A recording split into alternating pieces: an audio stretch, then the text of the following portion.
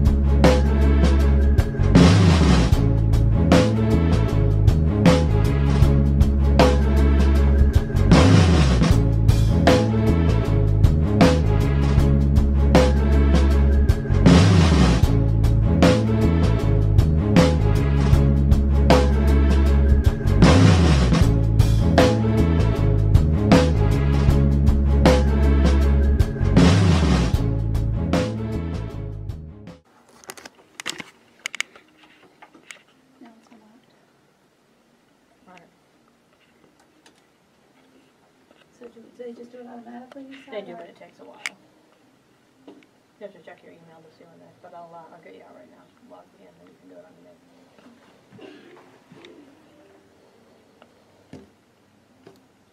So you got an email, probably just can't feel it. Okay.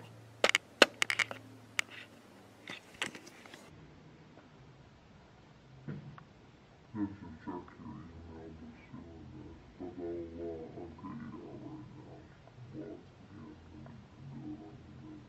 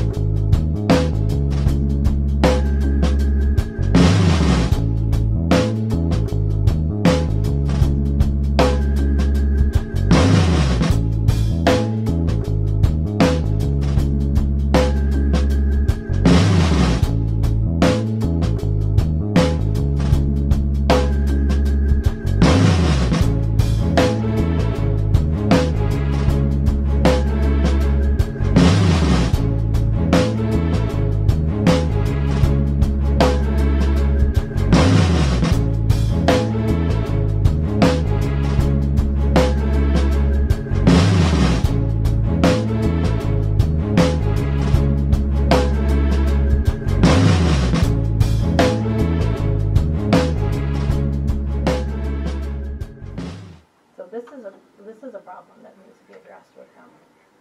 Not you. Not talking about you. Our computer's getting a little finicky. Log out.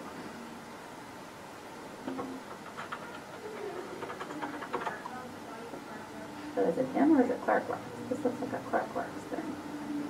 It's a cool. Oh, table. Okay, you're good. All right.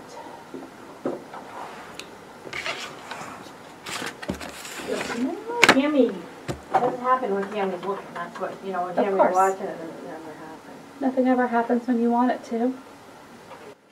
Are you doing checks or cash today? Credit card. No, we don't do credit card or debit cards. We only take checks or cash. Checks or cash, huh? Yes. Okay, so I guess I'll have to come back with a check. I don't have my checkbook on me, so. Okay, it'd be 2 checks, one for the state and one for the town if you're paying by check. Okay, how much for each one? Let me give you that total real quick. Great, thank you. You're welcome. Alright, here's that back. And then those are the dollar amounts. Oh, that's it? Great. Yeah. Great. Okay, thank you.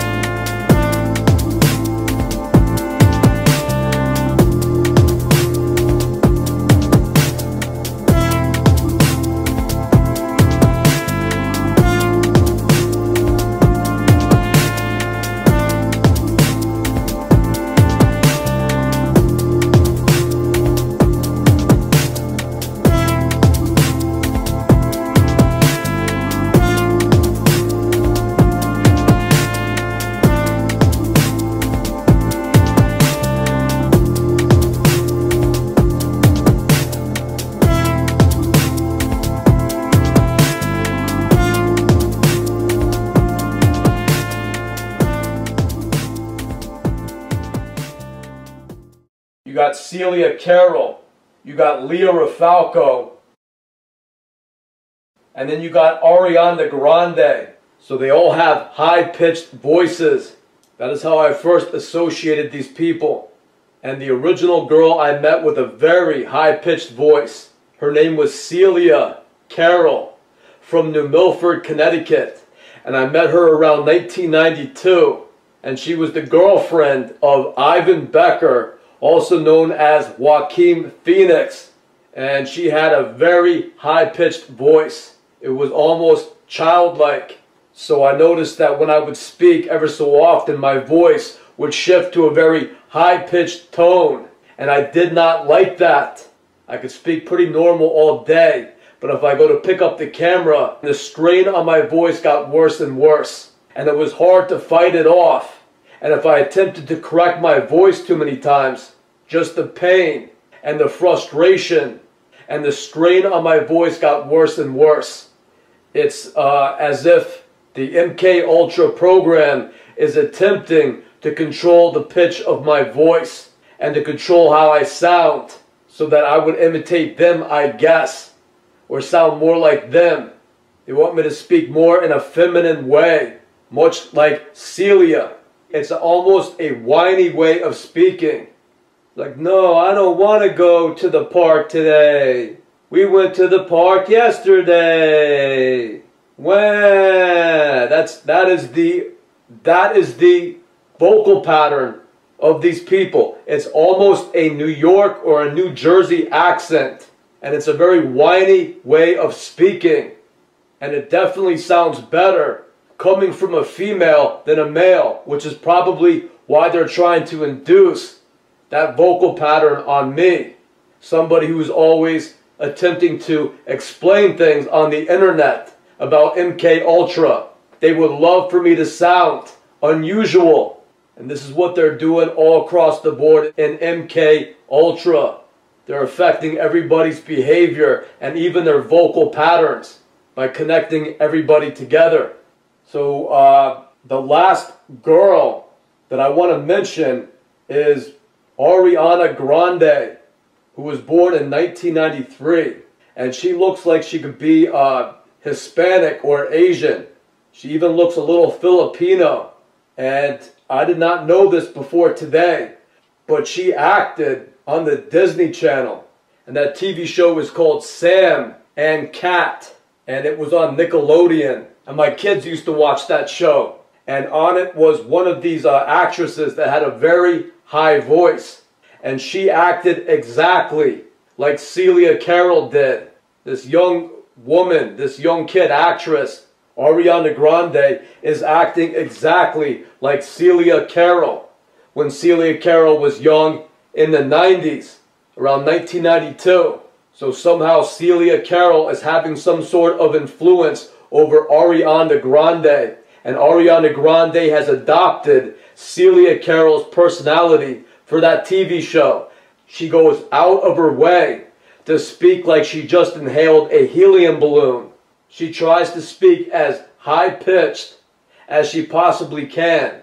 So I looked up Ariana Grande and I got a few photographs off of the internet. And Ariana Grande is a singer. She's supposedly a singer. But I think much like Lady Gaga, for the most part she lip syncs. And they only hire her. The establishment hires her because she has the look that they like. A little cute, short kid.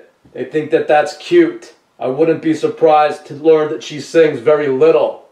So Ariana Grande was born in 1993. So she would be 29 years old now. So based on this photograph right here, this kid, Ariana Grande, was invited to my daughter's birthday party in 2019. My daughter Michaela was turning 12.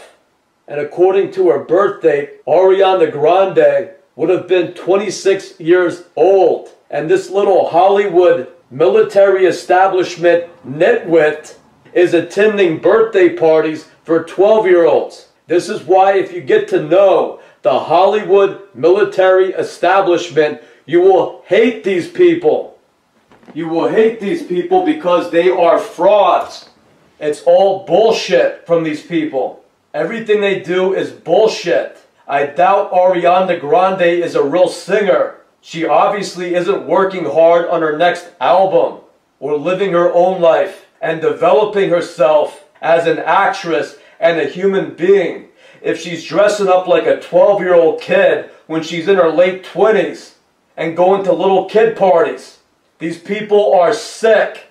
So Ariana Grande is a very short-statured girl, probably well under 5 feet tall. She's probably like 4'9", so she could pass for a 12-year-old. So at the birthday party, my daughter wanted to go to Starbucks. Starbucks is a coffee shop, but they have a bunch of drinks like smoothies and milkshakes with whipped cream and stuff. I helped my wife drive about 10 children over there. She took a few in her truck, and I took 6 or 7 of them in my minivan that has quite a few seats.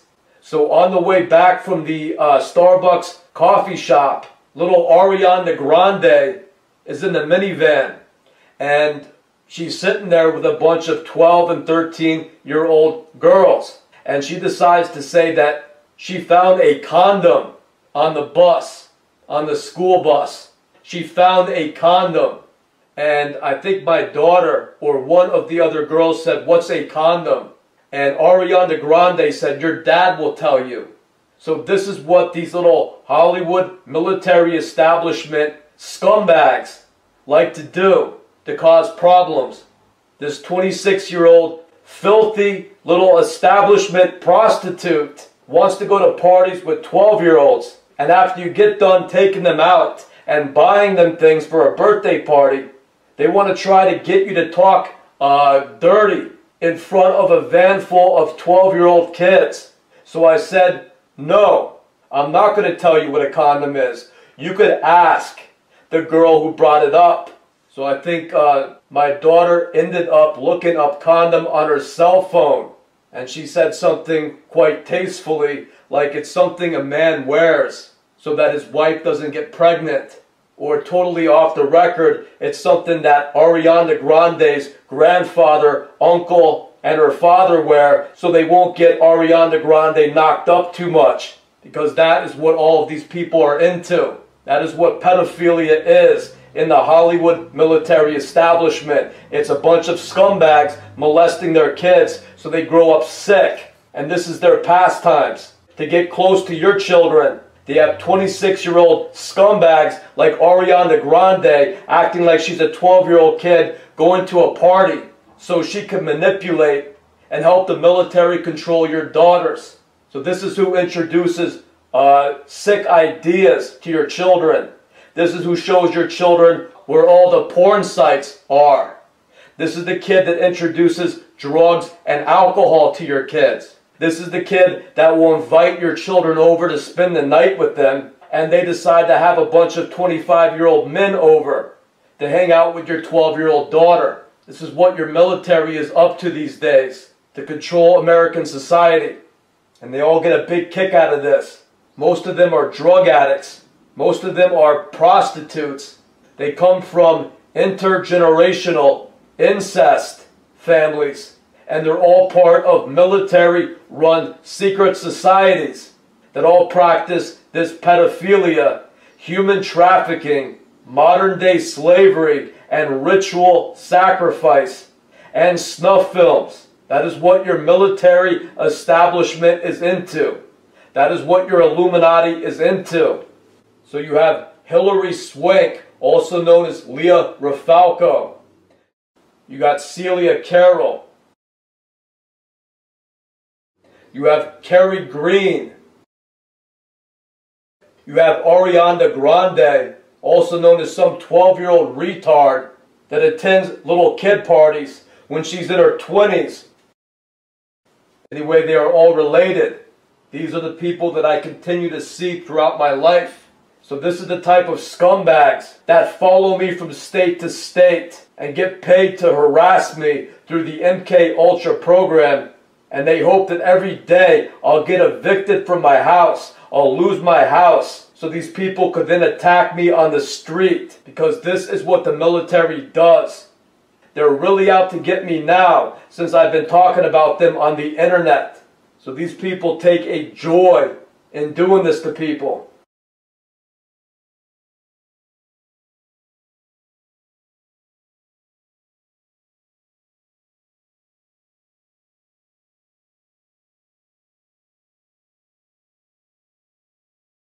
You got Celia Carroll. You got Leah Rafalco.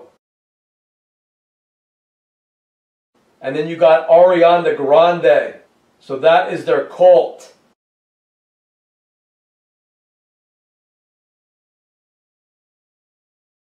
So Kerry Green was in 3 movies, 3 popular movies in 1985 and 1986. And those movies were The Goonies, Summer Rental, and Lucas. And to be honest with you, those were pretty good movies that were aimed for a younger audience. So if you look up Kerry Green on the internet, it says that she acted in these popular movies. She's a pretty cute kid back then. And then after that, there's no more mention of her. It said that she directed or co-wrote a movie about teen pregnancy a year or 2 later. But other than that, there are no more movies that she is in. So the question is, why does Kerry Green act in these very popular movies that I think did pretty well? Everybody's heard of The Goonies. That's one of the movies that will be considered probably a children's classic. That's something that you could show your kids today in 2022 and they'll enjoy that. So why would this Kerry Green, who looks like she has a pretty good acting career, she's a cute kid, why would she act in 3 popular movies in the years 1985 and 1986 and then just fall off? And the answer is Kerry Green went on to become some other actress or play some other role.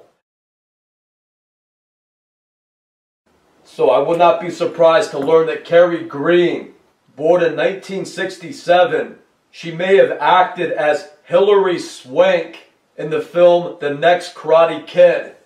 So I would not be surprised to learn that Kerry Green acted as Hilary Swank for a while. And then that was picked up by Leah Rafalco.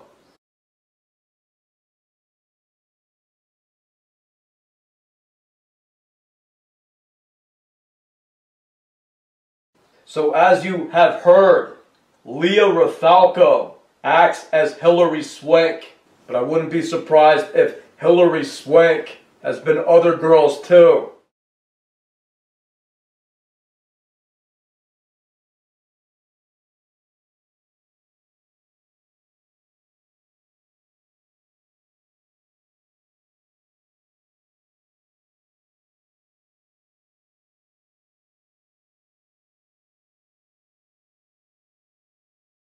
So I went to Celia Carroll's Facebook page a while ago, and she had 4 or 5 photographs on her Facebook page. So I looked at this photograph of, I guess it's a college graduation.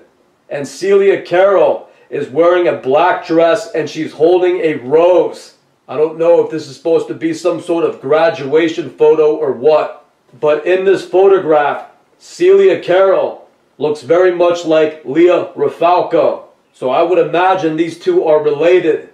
I don't know if they're sisters or share the same father or if they're cousins. So these people are clones. They use the radio frequency technology to imitate each other and then transform into each other. It's like Invasion of the Body Snatchers with these people. You got Leah Rafalco, Ariana Grande. You got Celia Carroll from the Milford, Connecticut. And she probably acts as any number of different actresses. She probably plays many different actresses. Because these people are clones. These people are chameleons. They get off on the fact that they could change into anybody like a chameleon. It's like they take a huge pride in multiple personality disorder. They got it down to an art form. So as you have heard, Leah Rafalco acts as Hilary Swank. But the truth is that if they have a well-known actor or actress, that is a commodity. That name is a commodity. And they'll sometimes have several different people all acting as that actor or actress. So let's say there's this famous actor named Tom Smith, and he has a couple of good movies.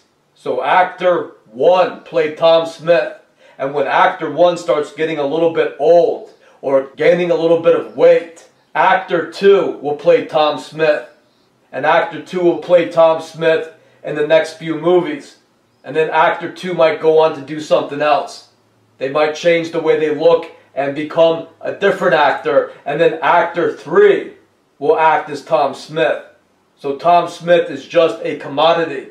Tom Smith is just a product from the Hollywood establishment. So the funny thing is, I went down to the hardware store today, and there's some girl that was helping another customer, and I kind of walked up to the door and held the door open for her and let her walk in first. And so she turned and looked at me. And then later on I went to pay for a can of spray paint, and she was at the cash register. And when I got up there, she didn't act friendly. She kind of looked at me as if she didn't like me. And then she mumbled something under her breath when I went to leave the store. And the only thing I did was smile at her and hold the door open for her. And she's catching this attitude. And the funny thing is that she also looks like Hilary Swank when Hilary Swank was in The Next Karate Kid. So The Next Karate Kid came out in the year 1994. Hilary Swank was just a 20 or 25-year-old kid in that. So now in 2022, they have another Hilary Swank model looking almost exactly like the Hilary Swank of The Next Karate Kid. So it's real easy for the military establishment to find people that look alike. Oftentimes they're related, and they could just make more and more new agents. So if Leah Rafalco gets too old, in 2022, they got a 20 or 25-year-old Hilary Swank waiting to happen, waiting to replace Leah Rafalco as Hilary Swank. So these people are clones. They use the radio frequency technology to imitate each other and then transform into each other. It's like Invasion of the Body Snatchers with these people. So that is their cult. You got Celia Carroll, you got Leah Rafalco, and then you got Ariana Grande.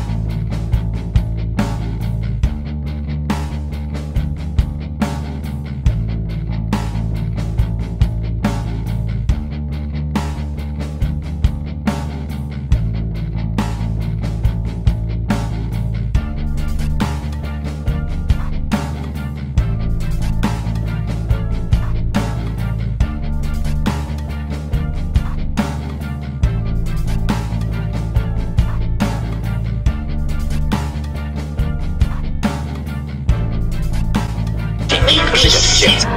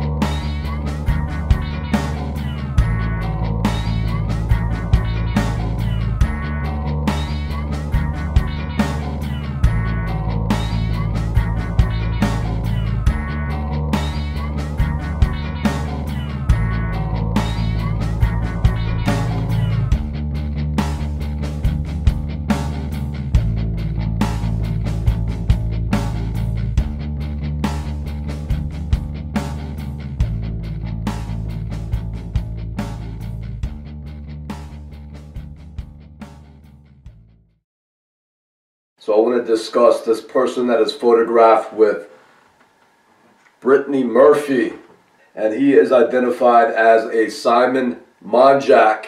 So after looking at these photographs of Simon Monjack, who supposedly passed away, I think in 2010, this is actually a guy named Buzz Osborne, and he is a guitarist in a punk rock band called the Melvins.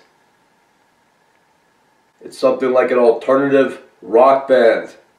So after looking at these photographs of Buzz Osborne, I found an interview on YouTube, and they were doing a show on TV.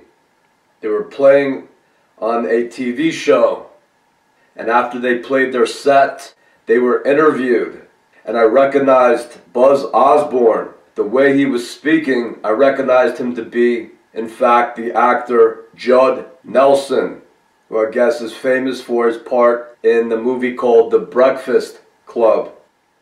So when you take a look at this Simon Monjack, the last person that you would think that he would be Judd Nelson.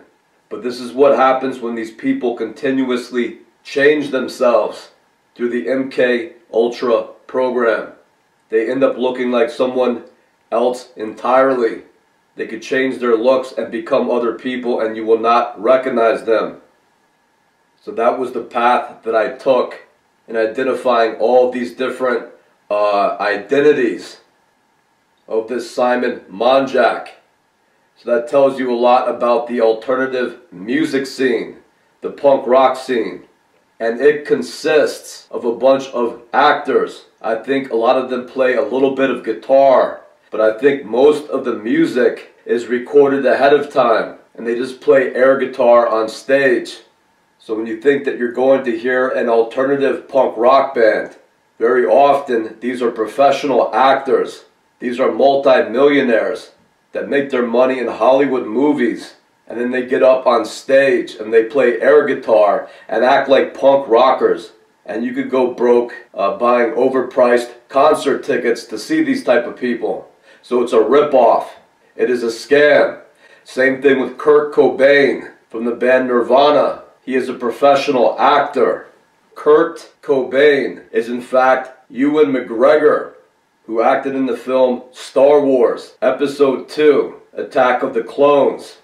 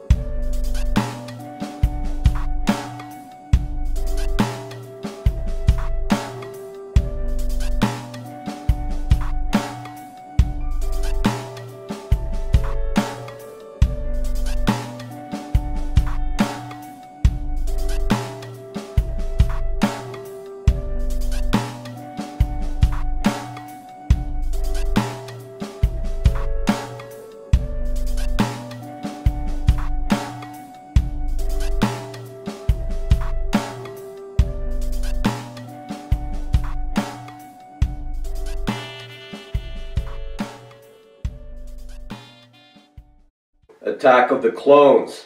So these people are frauds.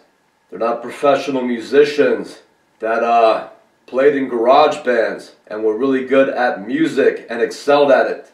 These are people that did well in Hollywood. So the Freemasons will say, you're the right person to act as a punk rocker, and you'll get all the press and you'll get all the fame, while the regular bands will be ignored.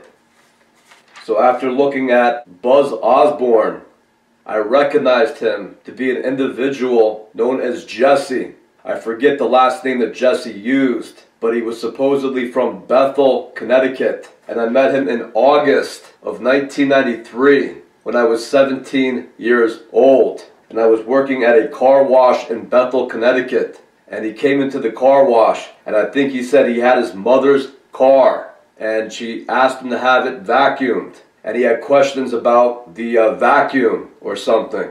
And so he struck up a conversation with me, and asked me where I was from. And I told him I was from Brookfield, Connecticut, which was the next town over. And he said, "Oh, really? I know so-and-so from Brookfield. Do you know them?" And he knew this person and he knew that person from Brookfield, Connecticut. So we had some mutual friends. And so then he said, once you get out of work, I could swing back with my car. And I got a little bit of marijuana. So that sounded like a pretty good idea to me. So I ended up hanging out with this Jesse, also known as Judd Nelson, in August of 1993. And we hung out maybe 4 or 5 times. So here's a photograph of Jesse from Bethel, Connecticut. I don't know if you can see him too well, but he's photographed at a pizza parlor, at a pizza restaurant, at the end of August of 1993.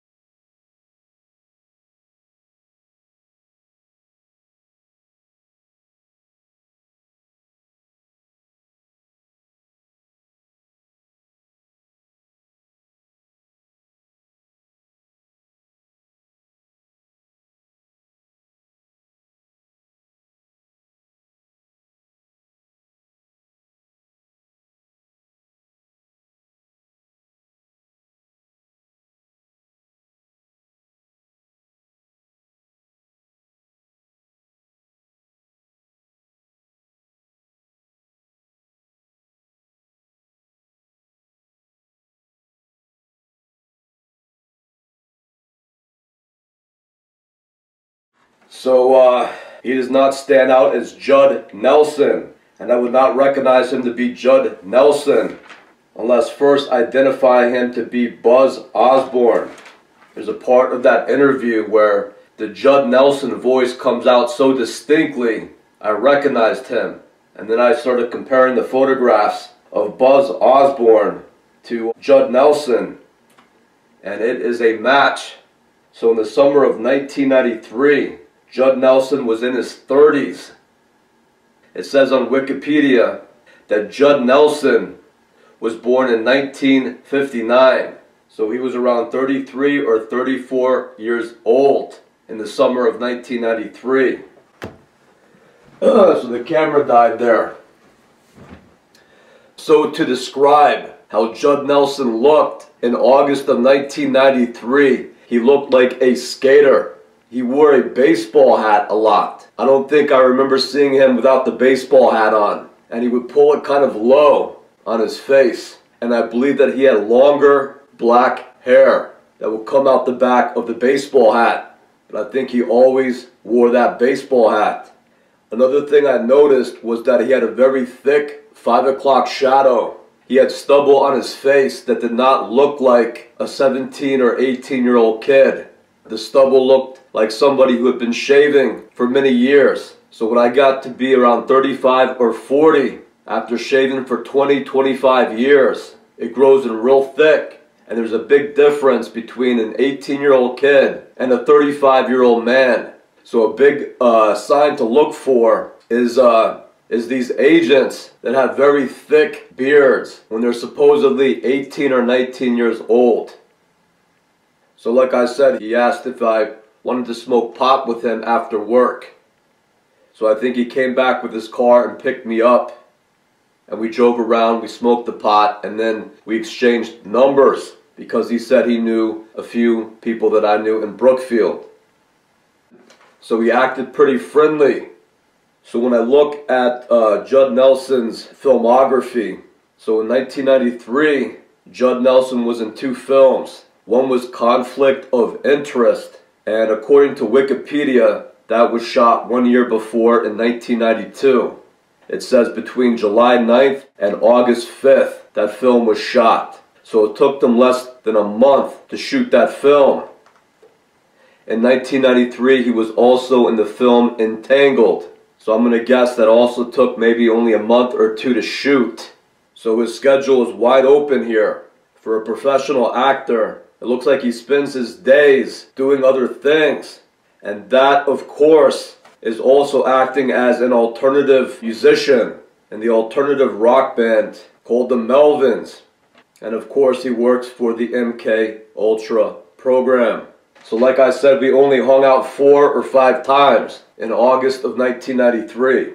What these people would do is they'll meet you, they'll act real friendly, they'll act like they are your best friend, and they'll start calling you on the phone almost every day as if they are your long lost friend. That is another sign that you got one of these stalkers. They want to hang out every day. They call you all the time. So we went out one night. I believe that he was driving, and we went to go pick up his girlfriend. And I was looking on Wikipedia, on Buzz Osborne's Wikipedia page. And it said that Buzz Osborne, he's married to a woman named Mackie Osborne. So that was the girl that we picked up that night in August of 1993. So Mackie Osborne is supposedly another rock musician, another alternative rock musician. And she is in the band Fleabag. So she is also identified to be an actor. So this is Lecy Goranson. I think she's best known for her role on the TV show Roseanne. So like Judd Nelson, also known as Simon Monjack, also known as Buzz Osborne, his little wife here, Mackie Osborne, has many different identities as well. So she's known as the actress Lecy Goranson.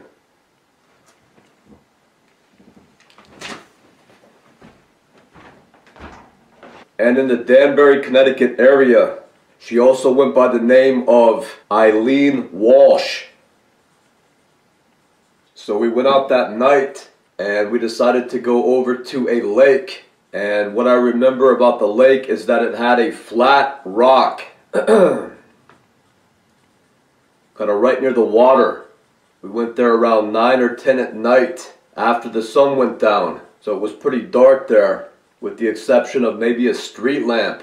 So as soon as we got there, Mackie Osborne, also known as Lecy Goranson, also known as Eileen Walsh, she takes all of her clothes off and she starts jumping up and down and flaunting her body at Jesse and I. So I looked over at Jesse, I looked over at Judd Nelson, and he looked kind of bored.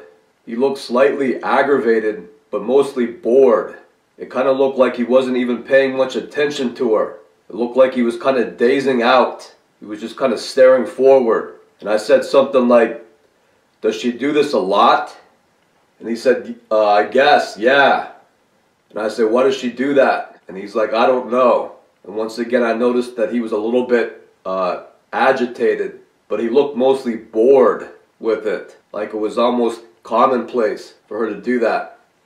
So I want to tell you, when I was a 17-year-old kid and I'm hanging out with 34-year-old Judd Nelson, this is not good. The only reason Judd Nelson wants to go hang out with a 17-year-old kid who works at a car wash is for criminal reasons. It's because Judd Nelson is a pedophile. Buzz Osborne is a pedophile. He is a homosexual predator, and he's interested in teenage boys. And they're not only interested in having sex or raping 17-year-old boys, they are also interested in killing them. That is what these elitists are into. They are all into murder, and they are all into death. They are all into the occult.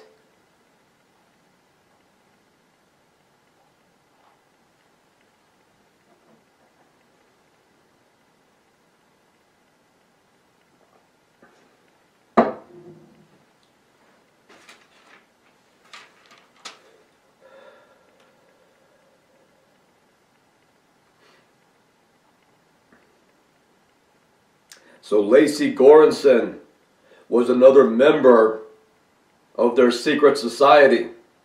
she was another person, probably from a very wealthy family.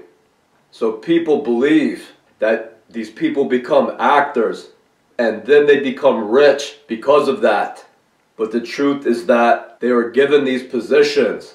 They are groomed from a very young age to get into the public eye because they are already from extremely wealthy families and they are already part of secret societies that only want their insiders to succeed in life to the point that they are in the public eye, to the point that they are famous musicians, rock stars, famous actors, celebrities, politicians. And what you will find is that they play several different roles. This guy will act as a musician, as an actor, as a mayor, as a governor, as a reporter, as an executive from a huge Fortune 500 company. It just goes on and on and on. They probably have hundreds of different roles that they play over a period of years. So Lecy Goranson is another member of this group, and she is most likely been groomed or programmed to be bisexual. That is what they teach these people to be. Sexually active since they were kids. They have sex with everybody who's involved in their MK Ultra secret society community. They have been taking part in these occult or pagan fertility rituals since they were little kids. And this grooms them to be bisexual. And this grooms them to consider themselves married to their secret society, married to their occult group. And they are taught to attack any outsiders, anybody who has been placed on one of their lists, anybody who has become a target of their secret society, anybody who has been placed on one of their lists. These people will go after, and they consider that their meaning to life. They consider that a form of entertainment. So they told Lecy Goranson to take off her clothes, and if that attracted me, and I also took off my clothes and began to mess around with her, at that point, Judd Nelson and whoever else was in that area, which was probably 5 or 10 of his friends, would then jump me and attack me and rape and kill me. That is what they do.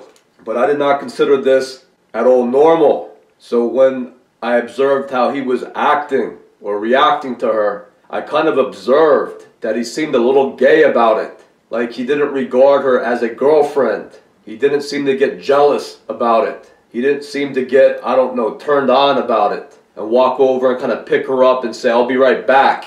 And maybe walk his girlfriend over to where the beach was so they could have a private moment together. It looked like a setup. And at that time, I thought to myself that the reason that she was doing that was because she knew that her boyfriend was gay. And she was excited. And she wanted to have sex with somebody. But her boyfriend wasn't having sex with her because he was secretly gay.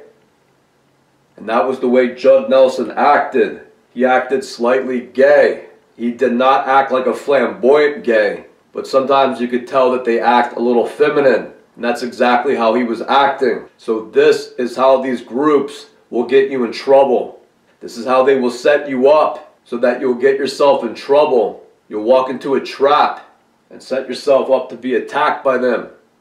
So this has happened maybe 3 times in my life that I'm hanging out with my quote-unquote friend and they bring their girlfriend around and the girlfriend takes off her clothes and her boyfriend does not protest. He doesn't yell at her. He doesn't complain. They don't get into a fight about it. It's like a setup. So I described a girl named Jill Treadwell doing this when I hung out with her and her boyfriend, Tyler Kerr, who's been identified to be Jonah Hill, the actor Jonah Hill. So this is a common game. This is a common trap. So this is a common trap that they'll set up, hoping people will fall for it. So I don't really remember what else I said to him, but I wasn't too happy seeing her do that. It's kind of embarrassing a little bit. She was acting a little stupid, and he was acting withdrawn. So I guess at a certain point we left, and I think she kept her clothes off, and she walked all the way to the car with no clothes on. She refused to put her clothes on, and she was almost acting like a little kid. I think that he said that she was around my age. She was around 16 or 17 in August of 1993. So he said, I'm going to drive her home now. So I was in the back seat, she was in the front seat. So we drove to her neighborhood, and her house was right next to a building. I guess they said it was something like an abandoned building. It had been used at some point for maybe industry, maybe something like a machine shop. It's a concrete block building, and it looks like it has screens over the windows, like grates over the windows, and something like a metal roof. So this is also very common with these secret societies. They use buildings like that to imprison people inside and kill people inside. So they will constantly try to lure people into old buildings like this. I'm going to tell you a few different stories on this channel that has to do with buildings such as this. So from what I remember, she lived in a two-family house. It was a small white house that had two front doors right next to each other. So I could only guess that it was a two-family house. And then next to that was this building. And there was a gravel parking area that he pulled into that was kind of street level. And then he said, I have to go talk to my girlfriend for a little bit. I want to go be alone with my girlfriend. We're going to go in there, this garage or this building, because we can't go in her house because her parents are there. So then they got out of the car and I guess walked into that building. So after about 45 minutes or an hour, he comes back out and he gets into the car. And I think he drives me back to Brookfield and he drops me off at my house. So I do not remember seeing her coming out of that building. All of a sudden he just reappears. So I think that they were trying to lure me into that building. So this group sex mentality, I guess, is big with their people. But I have always been traditional in the fact that if I want a girlfriend, I will go out and attempt to meet a girl. And when I meet somebody that I like, I'll begin to date her. And I don't fool around with my friends' girlfriends. And I'm not into group sex. So that is a mark of their group. They all practice group sex. They are all bisexual. And later on in life, they just become homosexual. Kind of like the military or different religious groups. They are into dividing the sexes. And of course, they work together to do these operations or to set regular people up to get victimized or killed by them. But they are big into separating the sexes, men on one side and women on the other. So make no mistake about it, they are all part of a cult. Their secret society is a cult. It is a military-controlled cult. So that is what the most elite families, the most wealthy families want their offspring to get involved with, is the military. They want them all to join the military and also these secret societies, because it is a merger between the corporations. All the wealthiest banks and corporations merge with the military. So like I said, they have many different identities. So I want to talk, so I would like to talk a little bit about Lecy Goranson. So I would not be surprised if they take on hundreds of different identities or personalities through their lifetime. These people are essentially clones. They are clones that use the MK Ultra technology to morph or change into other people. That is what they do. So if you take a look at Simon Monjack, he is supposedly a writer, and he is from England, and he is supposedly married to the actress Brittany Murphy. But this is all a facade.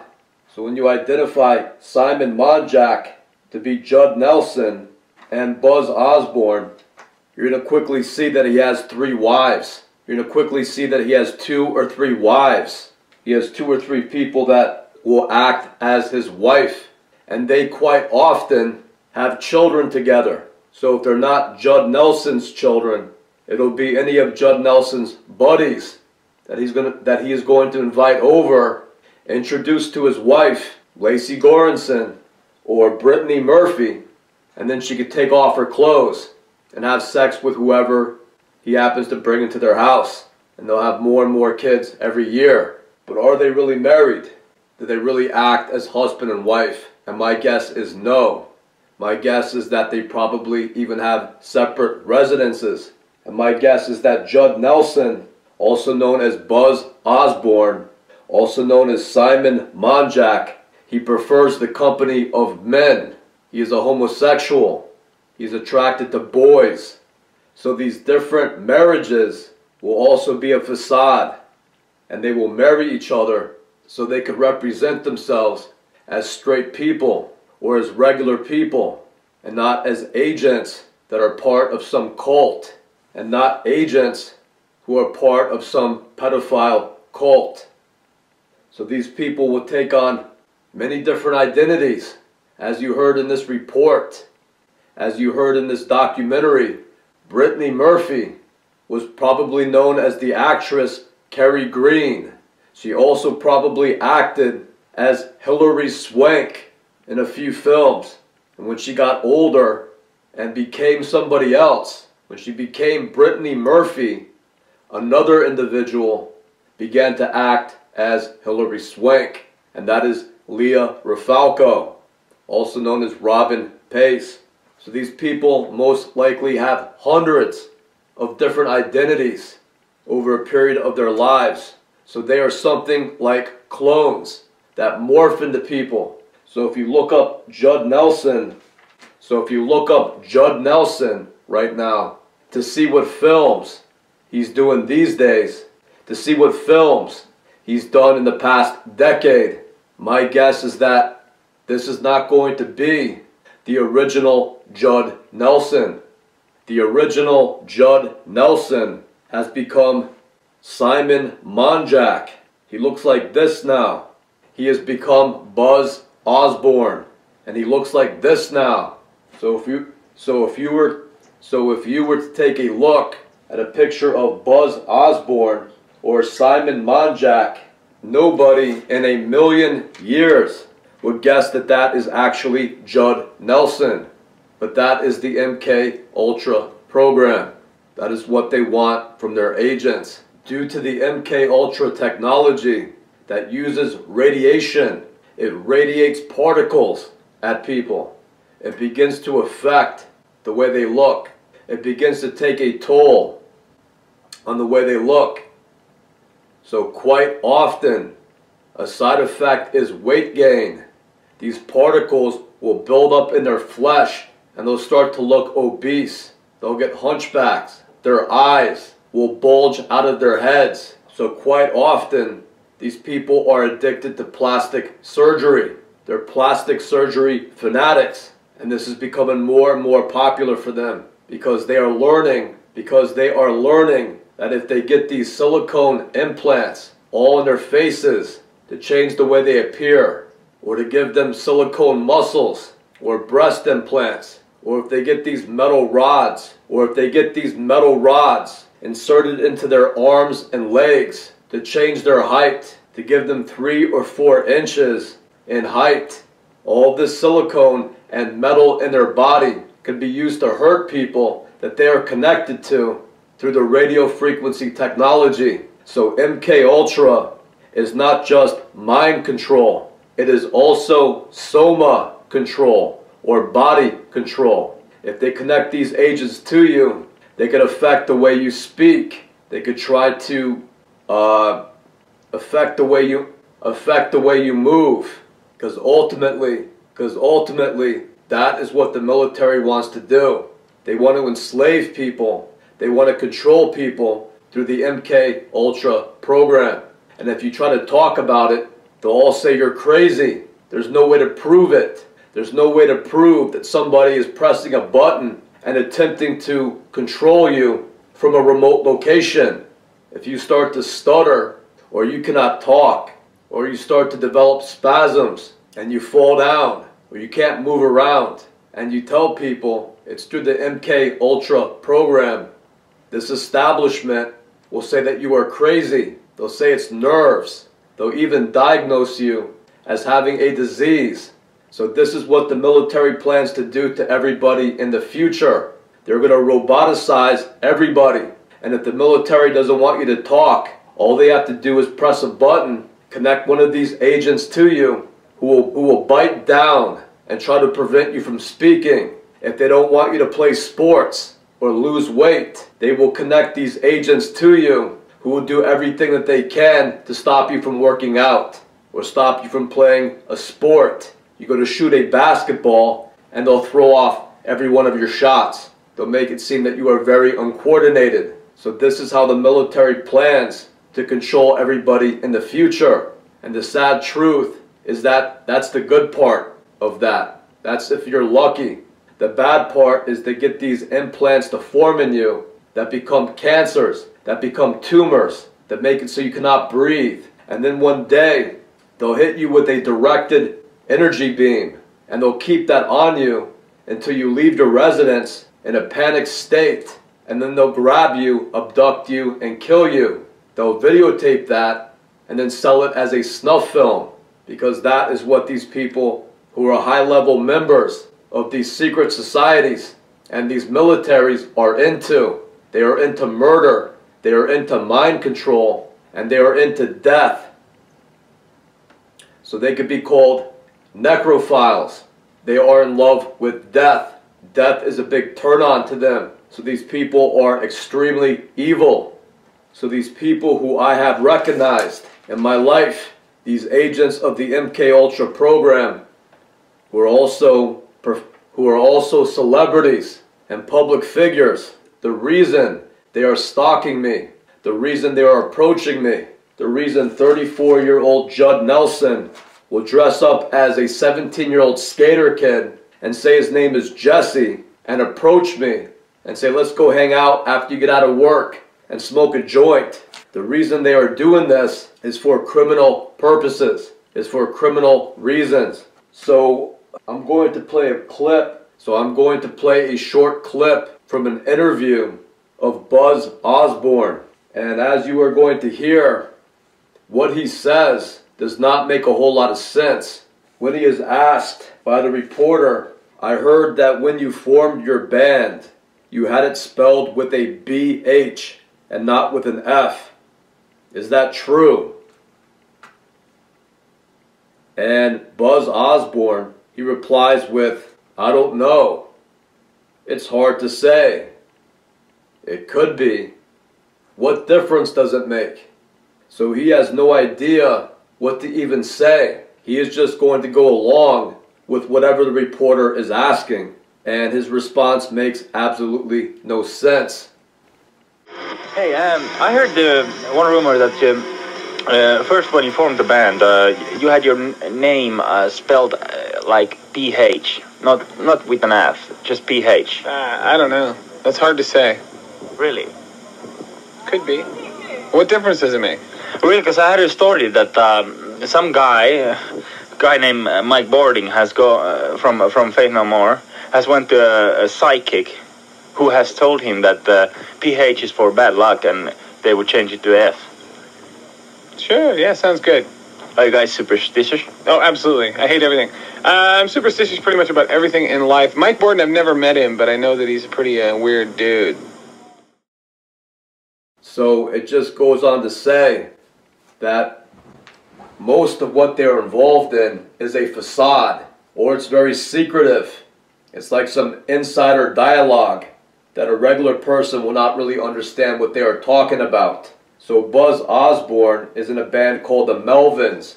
So I don't know why a reporter would say, why the interviewer would say, I heard that when you formed your band, you had it spelled with a B-H and not with an F.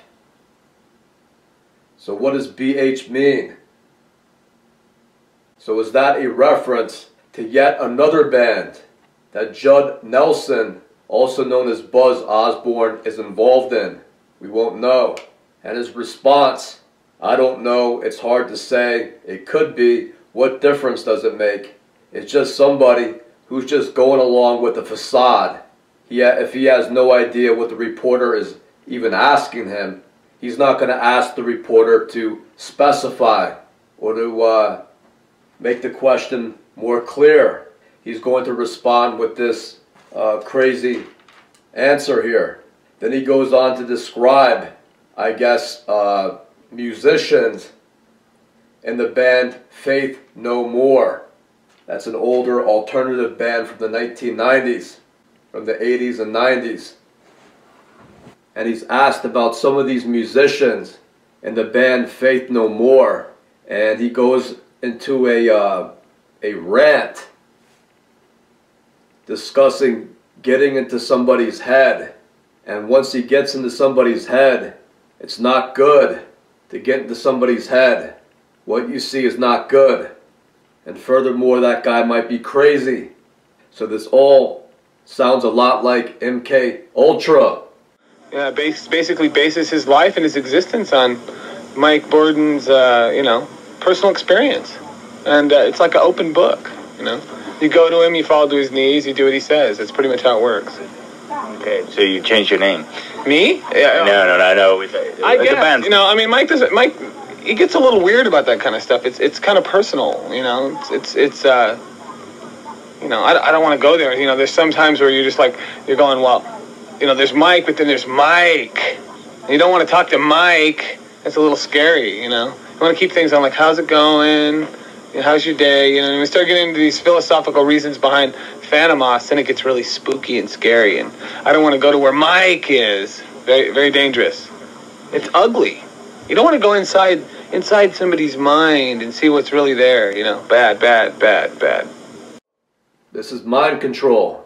This is an agent connecting himself to another person. This is an agent connecting himself to another person and monitoring them. Quite often, when the person they're monitoring goes to sleep, the agent will close their eyes and they'll see the optic hallucination. They'll see the optic signals from the person that they are connected to. And I guess the last thing that I want to play concerning Buzz Osborne is this clip where he says something and it stood out. This is how I identified him to be Judd Nelson. He's on a TV show and he's playing a set on a TV show. And after he gets done with this set, he's being interviewed by the TV host, and he says something like, if I want to hear some good music, I know what to do. I'll go home and listen to our new album. And that stood out as sounding exactly like the actor Judd Nelson, who was in the film called The Breakfast Club. God forbid we should listen to our own records, Yeah, that's what we want to do. We want to spend 21 days listening to something over and over and then run home and see how it sounds there. Yeah. Play it for all your friends. In the car. Right. Look at what I made. When I'm at home, I go, I want to listen to some good music. What am I going to listen to? I'll listen to our last album. When I'm at home, I go, I want to listen to some good music. What am I going to listen to? I'll listen to our last album. PB&J with the crusts cut off. Well, Brian, this is a very nutritious lunch. All the food groups are represented. Did your mom marry Mr. Rogers? What I made. When I'm at home, I go, I want to listen to some good music. What am I going to listen to? I'll listen to our last album. So that was how I identified this Buzz Osborne to be Judd Nelson. And of course, I first found him by reading Brittany Murphy's Wikipedia page. And it says her husband is a Simon Monjack, who passed away in 2010, shortly after Brittany Murphy passed away. So neither of them have passed away, and they both live in the Keene, New Hampshire area. And they take part in MK Ultra stalking. They take part in remote assaults. They take part in the electronic harassment and torture of myself, a human rights activist who is attempting to expose this. So as you will hear, my family has been targeted by their families going back for generations. So in other documentaries on my channel, I describe the members of my family. Like in the Flower of Life series, I discuss my father, who is an agent of the MK Ultra program. So hopefully as you watch more documentaries, it will become more and more clear exactly what these people are and what they do to American society. What they want to do is they want to merge with regular American society. They want to marry into regular citizens' houses and then go on to take over their children, everything that they have. So I looked up Brittany Murphy on Wikipedia and it says that she died in 2009 due to pneumonia, which caused her to collapse in her bathroom. And they said that the coroner's report, the LA County coroner report, said that they found black mold or toxic mold in her house and guessed that that may have been a cause to her pneumonia and death. And so it said that she is married to a Simon Monjack, and there are several photographs of the two of them together. So looking at some of these photographs of the actress Brittany Murphy photographed with Simon Monjack, it appears that the Brittany Murphy used in these photo shoots, used in these photographs, is actually Lady Gaga. It's actually the woman who was in Lady Gaga's documentary entitled 5'2". So I do not even think this is the original Brittany Murphy photographed with Simon Monjack. Just like it's fiction that they both have died. If they found mold in Brittany Murphy's house, my guess is that Brittany Murphy or Simon Monjack had placed it there under orders of the MK Ultra program. They're getting ready to sell their house. They're getting ready to fake their own deaths and change into somebody else, take on a new identity. The military will tell them to start putting mold throughout the house. Start getting mold to start growing in the house. And that way they could sell their house to somebody who has become a target. And that black mold will go on to drive them crazy and give them health problems. So they use stuff like black mold in concert with the MK Ultra radio frequency technology. It is very easy to control somebody when their bodies are not working too well, when their minds are not working too well. I have learned to resist them for 10 years now by eating well, exercising every day, and opening all of the windows in my house every day for an hour, every day for 2 hours. And in New Hampshire, it gets pretty cold sometimes. But by doing that, I was able to resist their programming for 10 years now. And when I bought this house, there was mold in it. And in the year 2018, my mother's boyfriend named Jim Pace, who was recognized to be an actor and an agent of the MK Ultra program, when he came to visit along with my mother, he placed black mold all through the house, and it became obvious by the end of that summer. So I had to sterilize the whole house using ammonia. I had to clean everything with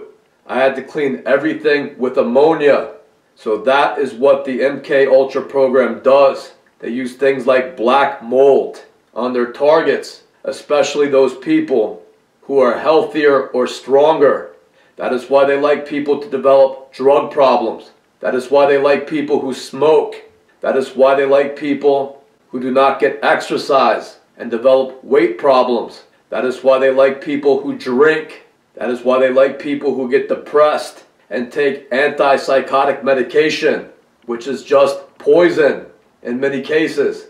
But if you live a healthy lifestyle, if you're young and healthy, they'll use stuff like black mold on you. So Brittany Murphy and her husband Simon Monjack did not have heart attacks or die of pneumonia due to toxic mold put in their house. They do that to other people. They do that to people like me.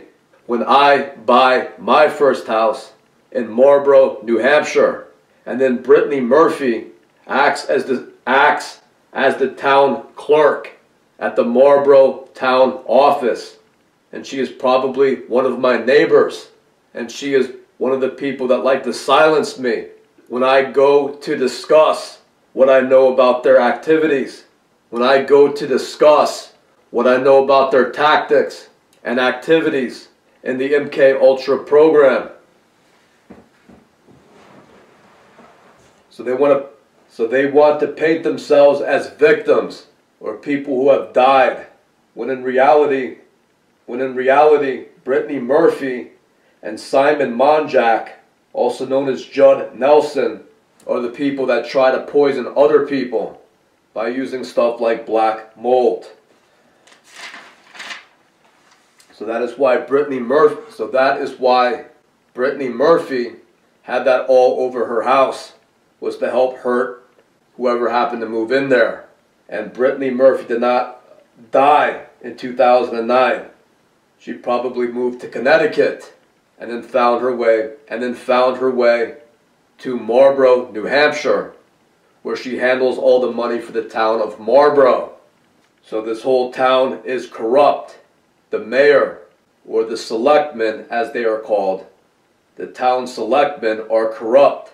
And they just handed $1 million over to a giant monopoly internet company called Consolidated Communications, which is allied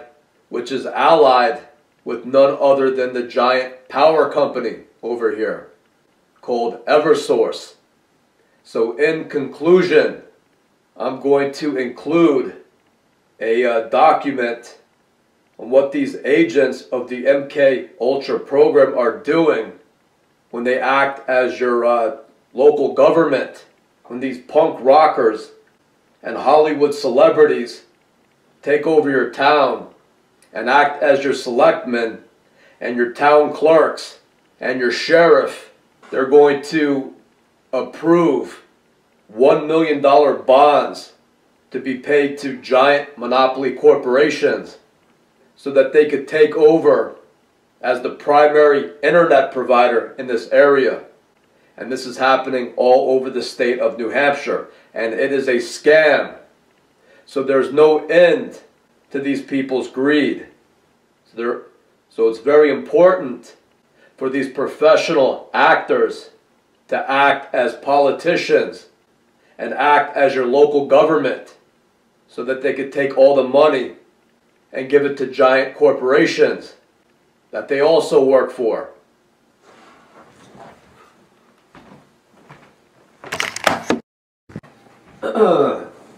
So this woman shown here has also been identified to be Lecy Goranson, also known as Mackie Osborne. And she is posing as a teacher at Cutler Elementary School in Swansea, New Hampshire. I do not know this teacher's name, but this is Lecy Goranson, yet again.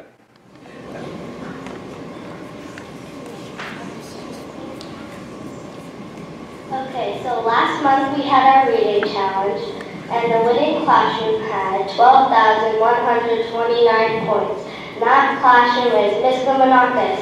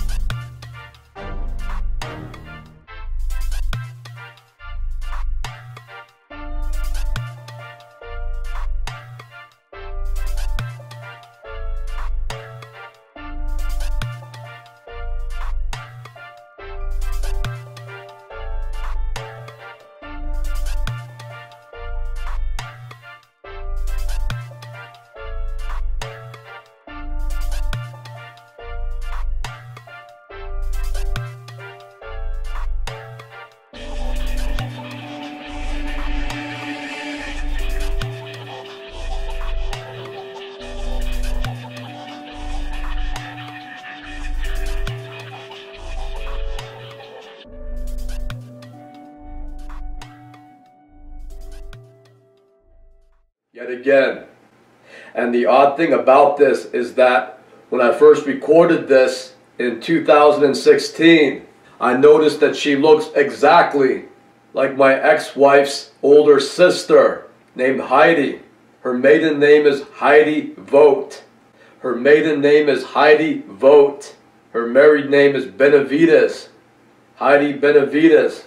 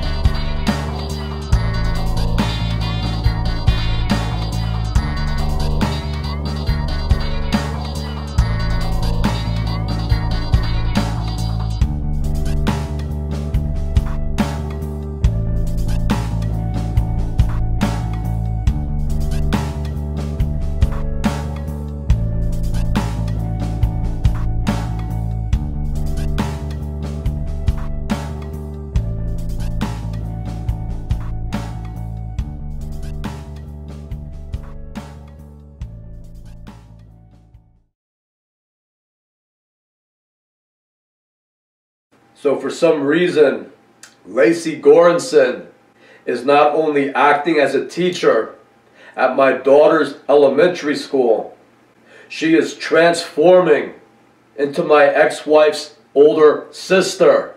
So once again, if the military wanted to replace somebody like Heidi Benavides, they could use Lecy Goranson to do that. So Heidi Benavides has been in the military, I think, since she got out of high school. I think since she got out of college, she joined the military. And that was where she met her husband. And they have 2 children together. So by using the MK Ultra program, Lecy Goranson can connect herself to Heidi Benavides, monitor her for a period of months or years, model herself after Heidi, get to know Heidi's routine, get to know Heidi's mannerisms, get to know Heidi's affairs. And then if Heidi isn't doing exactly what she should be doing, according to the US military, maybe they could run Heidi over, then send an ambulance to come pick her up and bring her right to the morgue. And then later that day, Lecy Goranson could come home instead of Heidi. And Lecy Goranson could act as Heidi.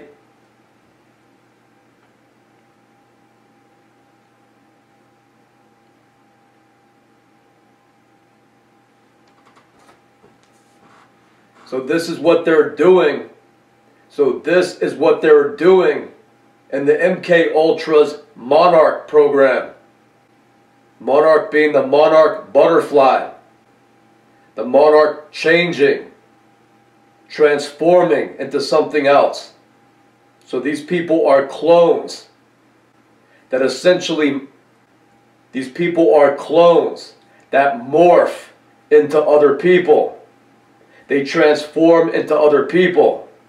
And once again, they are going to do this for criminal reasons involving MK Ultra. This is nothing less than invasion of the body snatchers.